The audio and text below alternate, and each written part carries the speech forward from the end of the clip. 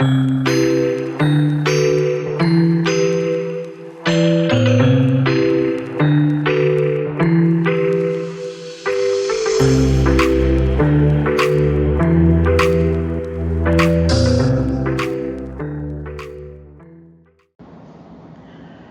y'all, this is Marla K. Hope everybody is doing well. Got a story that I want to share with you.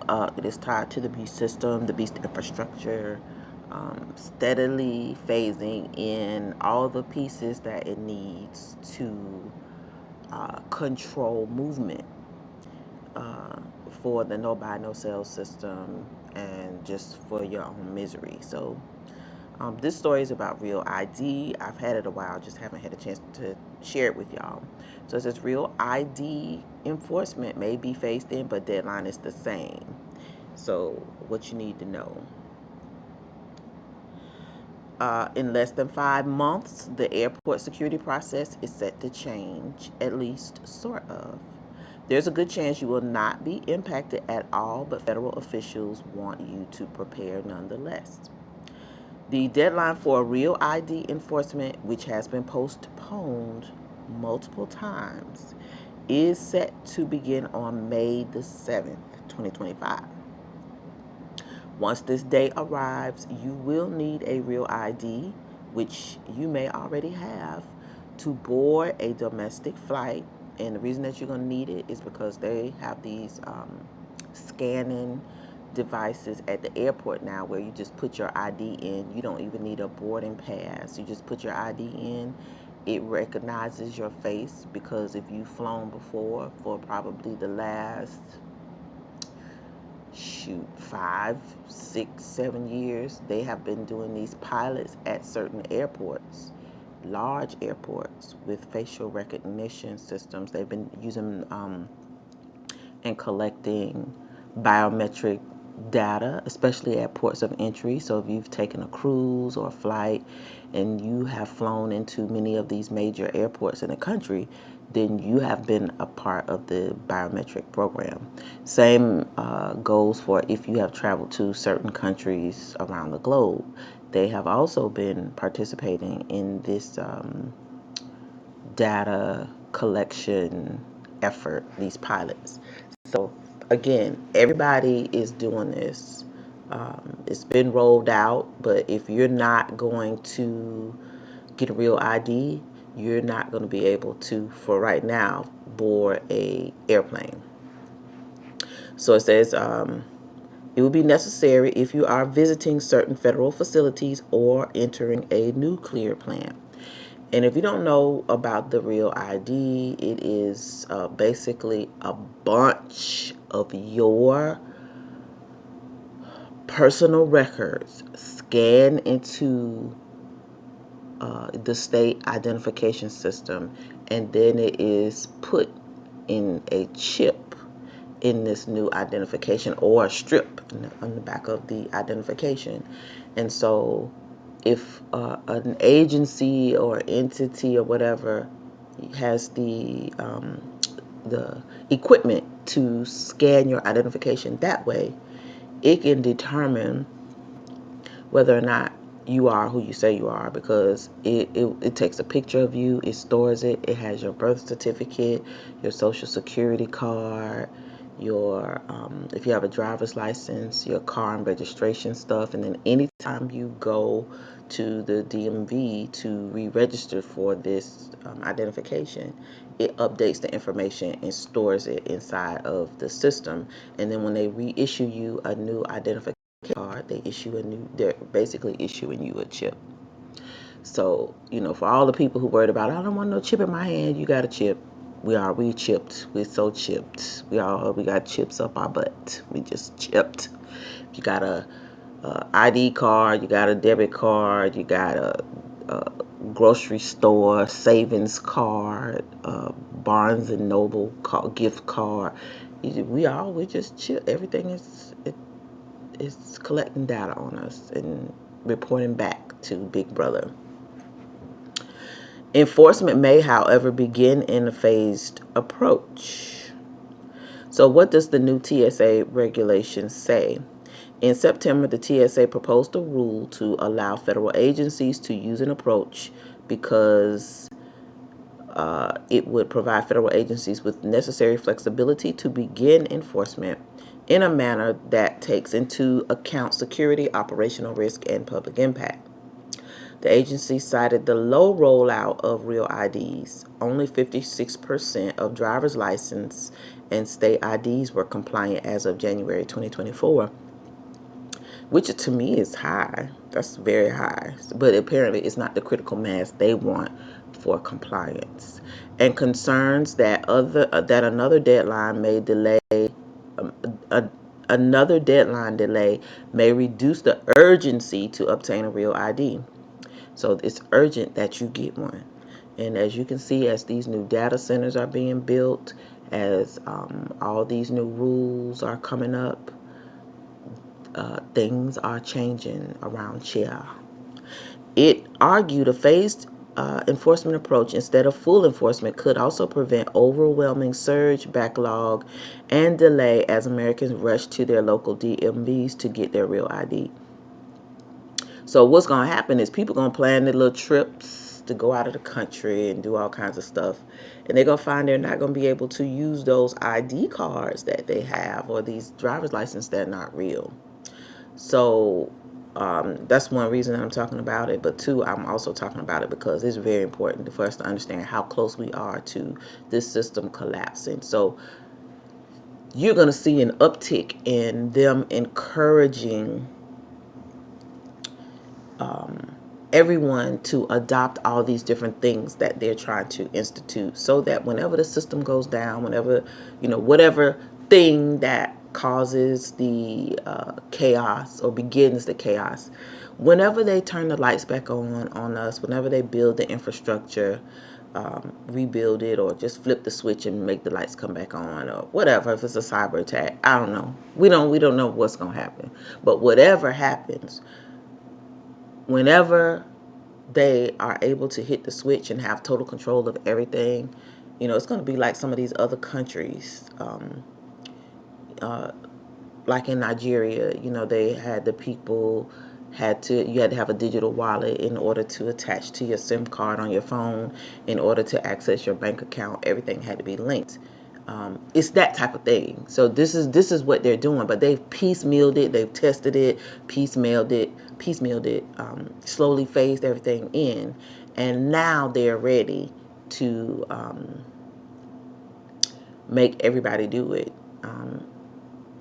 So I guess whoever endureth to their end, you'll be ensnared in their system, and then you will have no choice to except to participate in it. Or I guess you will always have a choice, but as you can see, they're slowly, gradually encroaching on your freedoms. You can't move unless you get this real ID. You can't drive unless you get a real ID. You can't fly or get on a boat or leave the country, or now even travel domestically without a real ID. So it's here, y'all. It is already here. You just are not seeing it, or people are not seeing it, because it's not one big thing that's like, you can't do A, B, C, D, E, F, G, and then, pow, it's in your face. You can't deny it anymore. It's being served to us in a way that you can still deny it, or it's not a big deal, or it is not anything important or of urgency to be concerned about. And that is the downside of not paying attention, because now people are just gonna be in shock and carry on terrible when they figure out everything's happening. So it says the TSA published its final rule regarding the phased enforcement on Monday. It allows federal agencies that would check for real IDs to do so using methods like a 3-strike system. Listen to this now. that enables agencies to begin enforcement without immediately denying access to individuals with non-compliant identification on the card-based enforcement deadline. So this basically means they're going to be tracking you. Is that what they know? Three strike system sure do sound like some Joe Biden stuff, right? Right, Democrats. Okay, so it says while the rules for phased real ID enforcement approach, the TSA and other agencies have not yet released whether or not they will do so when the deadline arrives. The rule does not extend the real ID deadline either. And so this real ID is a federal program. A lot of states booked it in the beginning, and so I don't know what's going to happen. States have been allowing people to opt out, and if you're only going to travel domestically by car or whatever, it's cool. But if you're going to fly or need to go into federal buildings and stuff, it's going to be a problem. And eventually, we ain't going to be able to go no place. They don't want to see us. You can't get nobody to talk to you on the phone now when you call the government. If they don't call you, you ain't going to get them. That's for sure. Identity verification is foundational to security. Here it is. I urge those who use a driver's license or state-issued ID as their primary form of identification to access federal facilities or board commercial aircraft to ensure these credentials are real ID compliant, TSA Administrator David Pekosk said in a statement. Okay, so it says, do I have a real ID?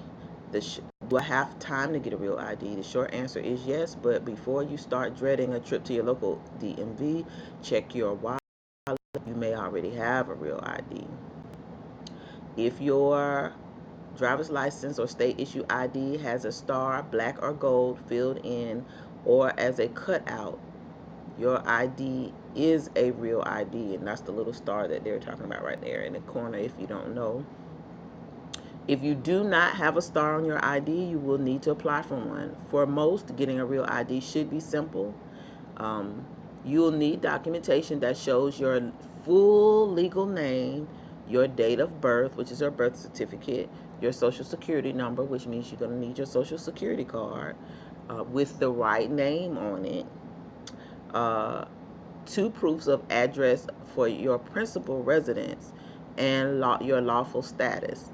So I'm going to stop right here because when I first got mine, so I'll just share my personal story. When I moved to Florida, I had to change over my driver's license. And so I ended up having to come back to South Carolina because I had to have so much stuff that I didn't have.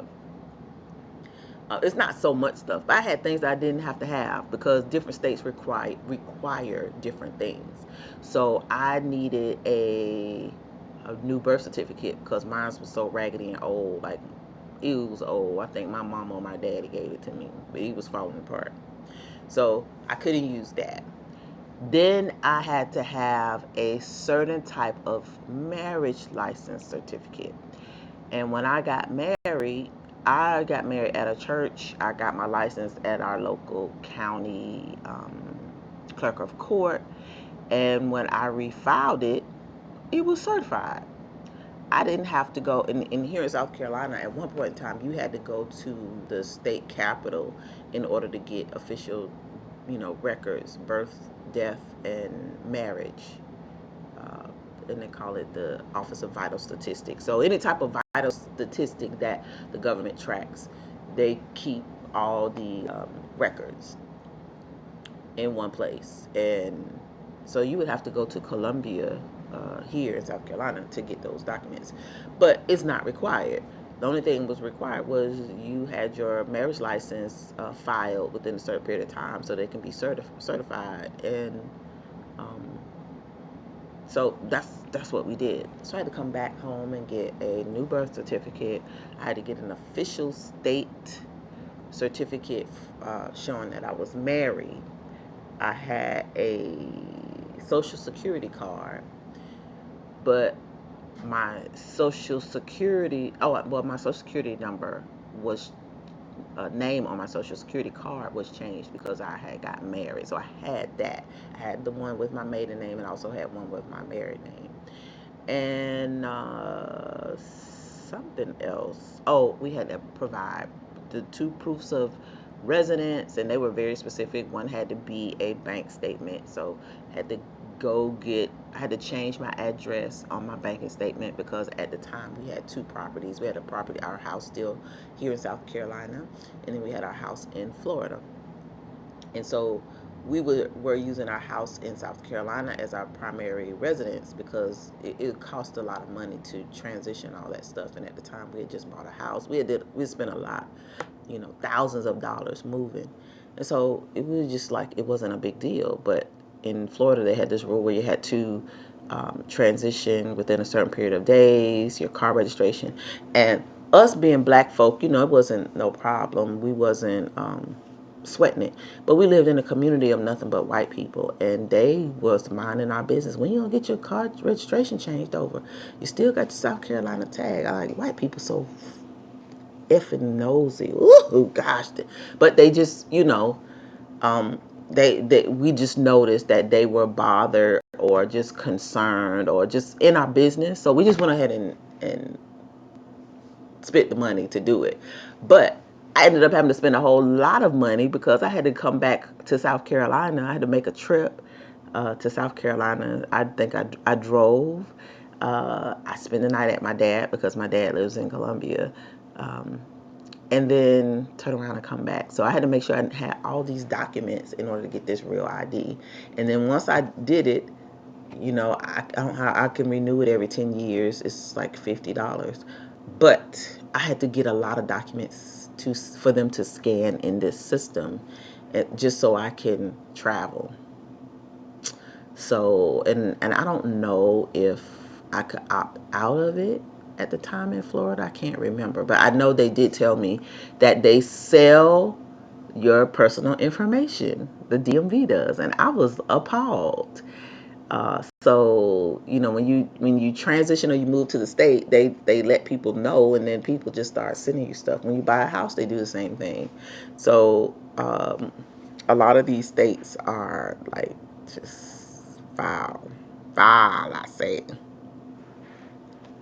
Okay, so it's best to check with your local authorities like the DMV to confirm what information is needed and which documents will satisfy the requirements. And that is very true. If you do not have a real ID, you need to go to the DMV and get a list, or go online to their website and see what is required, because you'll take your little sassy self down there and they'll be telling you, no, you ain't got this and you ain't got that. And if you weren't born in the state where you're getting a real ID, you're gonna have to probably go someplace to get what you need, because they're very specific about what it is that they want and what they will accept. So it says many states are warning those who need a real ID not to wait.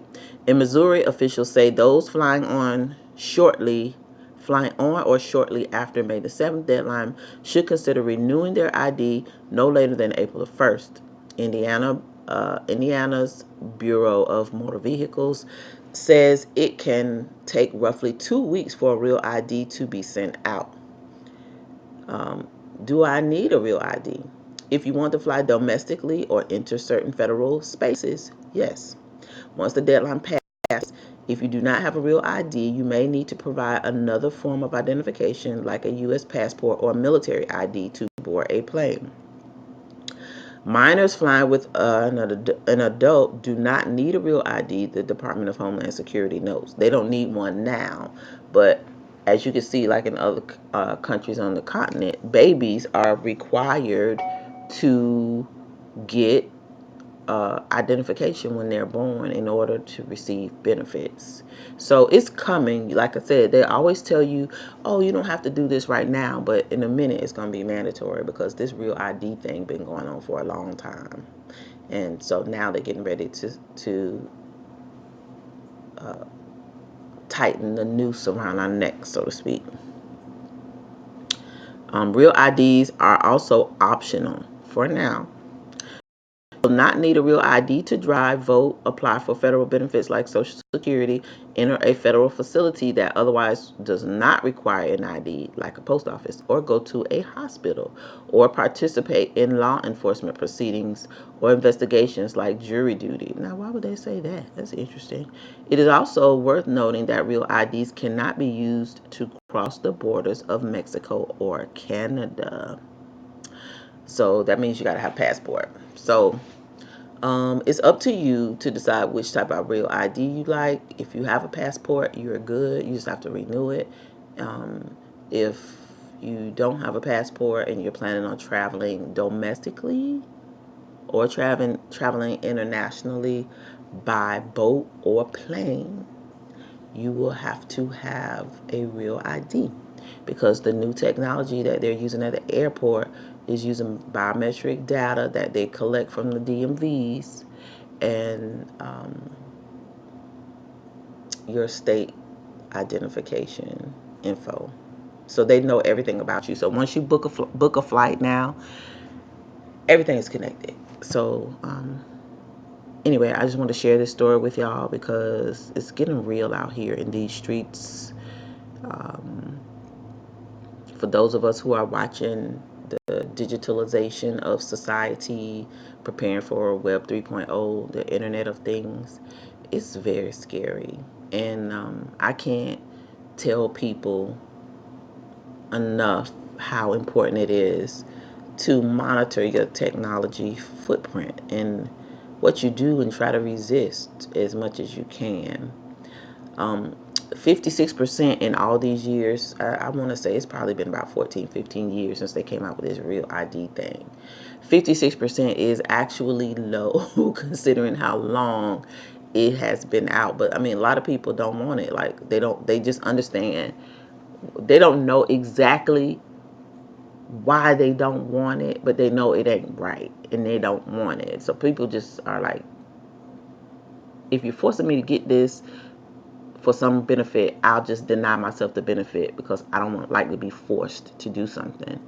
And so, a lot of people are still resisting while they have the chance to, but they're going to tie this thing to money and travel, movement, and soon you're not going to be able to move without a real ID. So I just want to share this story with y'all about the enforcement coming up in case you're planning on traveling and you do not have a real ID. I don't really have an opinion. I have one. Just, full disclosure, I've had one for a long time since I got a driver's license in Florida. But I just don't, and I also have a passport. So regardless of whatever, I'm fine. But I know what else is coming. It's soon they're gonna be asking us to get a digital wallet, and I'm waiting on the day for me not to be able to get my money because I need to have something that I don't want. So be thinking about these things, y'all. The time is coming where we're gonna all have to make decisions, and I'm not saying that transitioning right now is a bad thing. We have to do what we have to do to survive in Babylon, but we also know what the mark is. The mark is about worship, and this is why it's important for you to keep Sabbath and obey the law, statutes, and commandments as best you can. Try to keep the Sabbath, keep the feast days, learn about the customs and cultures of the Hebrews or Israelites. Because those are the things that are going to set us apart and show the Most High that we are not part of the system. So, and also, like I've been telling y'all, be prepared for the season of discomfort because it's coming quickly. It's almost upon us. All right, please like this video, share it, subscribe to the channel, hit that bell notification so that you'll be notified each and every time I upload new content. Follow me on Odyssey and Rumble and Instagram. The links are in the description. Also, please consider following some of the other channels on YouTube about keeping the Sabbath, the lunar Sabbath, how to keep the Sabbath using the moon and not just the Friday to Saturday, because there's a specific way in the Bible that we are supposed to keep the Sabbath. And although we don't have the priest to tell us when we're supposed to do it because of us being in captivity and we're scattered, you still should try, because the Most High is going to see our heart. He's going to see our work or our efforts, and he's going to see our faith. So there are a lot of things that we can do while we are in captivity. And again, you pray and repent and ask the Most High to give you guidance on how to deal with life in captivity during these savage times. All right. This is Marley K. Love y'all, and I'm out.